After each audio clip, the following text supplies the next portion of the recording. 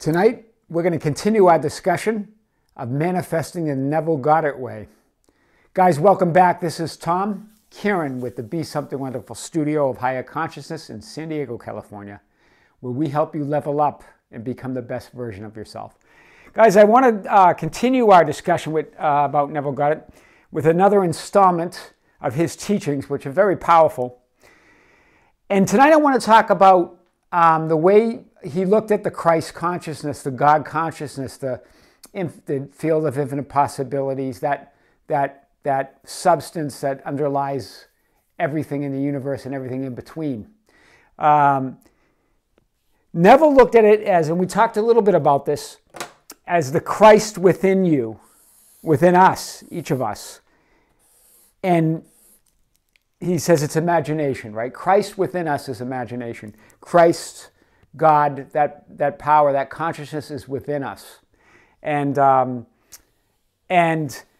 he uses Christ specifically because he wants to talk to, because we're disconnected from it, and that each time that we get caught up in our material reality, in our physical reality, and in order to be our higher ideal, to reach our desires, we have to die to who we were and resurrect to that higher ideal. So this is very interesting, but it's really along the lines of what we've been talking about, right? God is within us, divinity is within us. This Christ consciousness is within us. And this is what Neville's saying. To die and rise again is what he's saying, right? Because each time we have a big desire, a higher ideal, we have to die to who we were and become that bigger desire in our imagination and that God consciousness. So the idea is detach your imagination from your current state, right? So you detach from who you're being currently, and then you match it to that higher concept of yourself. This is the idea that Neville was getting at. Dying to who you are, and then resurrecting that Christ consciousness, that ideal and who you want to be. To rise above your current limitations and save yourself. So his interpretation of the Bible is interesting, and it's really like the story behind the story, right? As I said, the Neville Goddard way really, he believed that the Bible was more of a psychological drama, playing out in our consciousness, in the consciousness, that divine consciousness of man, and that the stories, the parables, and the allegories are to show us that we can access this divine consciousness, that we can become.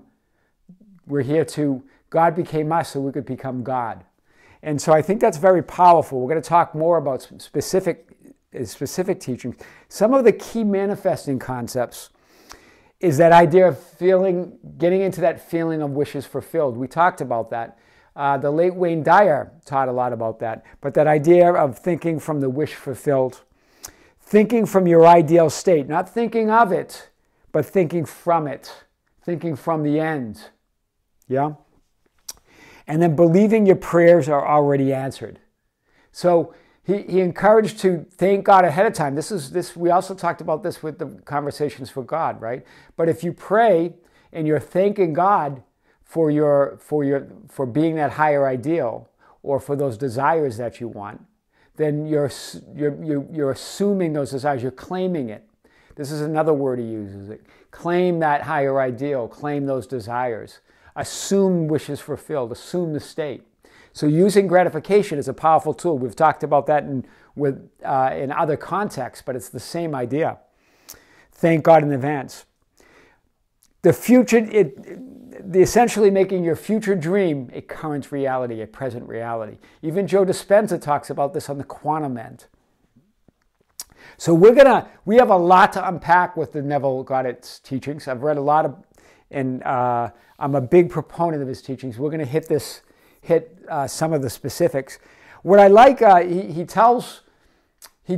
quotes a lot from the Bible, connects it to the imagination, and to what we can do to become that higher ideal, what we can do to create our own reality. Because that's what he's talking about, creating your own reality, right? And that's why we're here, right? God became us so we could become God, to create our own reality, to use that God within, to use that divinity within. And I think the story of the prodigal son, the parable that he tells, that Jesus told his disciples, but that Neville uses to tell the story about, the second son, the first son stays at home with his father. The second son leaves with his share of the wealth, and he blows it all, right? Just partying and having fun, whatever he was doing. Finds himself poor without a dime, goes back to his father. His father sees him, hugs him, loves him, and a lot go, okay, that's the story of how much a father, God, loves his son. But there is always a story behind the story. What else is that story telling you besides the unconditional love of God and for his son?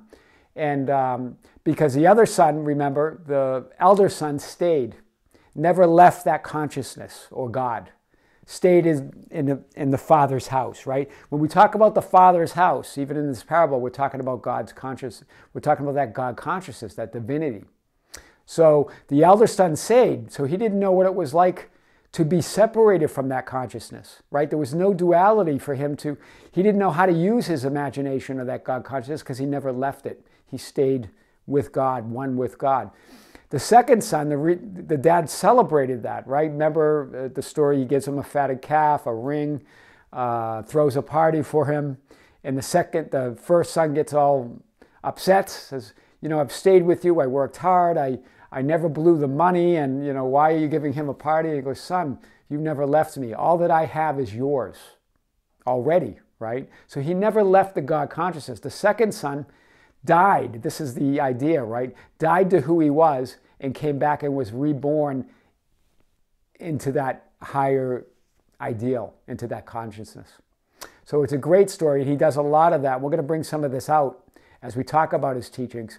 Why? To help you create your own reality. That's why we did. Help you become that higher ideal. That's what we want you to do. So we're going to talk some of these specific techniques, how we're going to tie it into the Bible and these stories, because they're very powerful. He tells tons of them, and does a very good job with it. We'll talk more about Neville's teaching, but for guys, tonight's lesson is the idea that you are, it's your imagination that creates, right? It is dying to who you are, detaching, just like the second son did, detaching from imagination, leaving the father's house, going out, and then dying to that state, and then coming back and matching it to that higher concept of yourself. Every story, or most of these stories in the Bible, have a second story, and it's about that. There's the first obvious story, and the second story is about that consciousness. It's about that power within to create our own reality. The Christ within us is that imagination. That's how Neville talks about it. And again, it's to rise above our current limitations, right? All that doubt and fear, and then create our own reality. Really powerful, guys, really powerful. Some of the key concepts, but there's plenty more. I just picked a few that I like. The wish is fulfilled, thinking from your ideal, but not of it. Believing that your prayers are already answered. Thinking in advance, right? Thanking God. We talked a little bit about the powerful way to pray, right? And this really came from Neville, right? The way he talks about it, right? Prayer, the proper way to prayer. Yeah, it's not to petition God, right?